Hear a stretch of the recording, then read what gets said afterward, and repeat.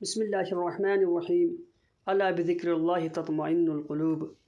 N الرجبیون، کہاں ہے رجبیون؟ رسول اکرم صلی اللہ علیہ وآلہ وسلم سے منقول ہے، جو شخص رجب میں 100 مرتبہ استغفر اللہ الذی لا الہ الا ہوا وحدہ لا شریک لہ واتوب الیہ پڑھے اور اس کے اختتام پر صدقہ دے تو خدا اس پر اپنے رحمت اور مغفرت نازل فرماتا ہے، اور جو شخص اسے 400 بار پڑھے یا لکھے تو خدا اسے شہید کا ثواب عطا کرتا ہے۔ رسول خدا سے منقول ہے، جو شخص رجب میں 1000 مرتبہ لا الہ الا اللہ کا ورد کرے تو خدا اسے 1,00,000 حسنہ عطا کرتا ہے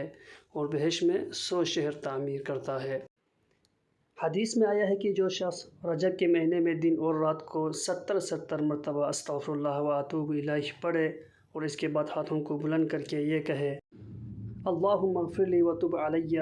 تو اگر یہ شخص اس مہینے میں دنیا سے چلا جائے تو خدا اس پر راضی ہوگا اور رجب کے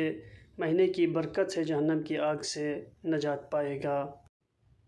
اس مہینے میں 1000 مرتبہ استغفر اللہ ذی الجلال والاکرام من جمیع الذنوب والآثام کہنا مستحب ہے۔ اس مہینے میں 3 دن جمعرات، جمعہ اور ہفتے کا دن روزہ رکھا جائے۔ پیغمبر اکرم صلی اللہ علیہ وآلہ وسلم سے منقول ہے، جو شخص رجب کی راتوں میں سے کسی رات 10 رکعت نماز اس ترتیب کے ساتھ بجا لائے: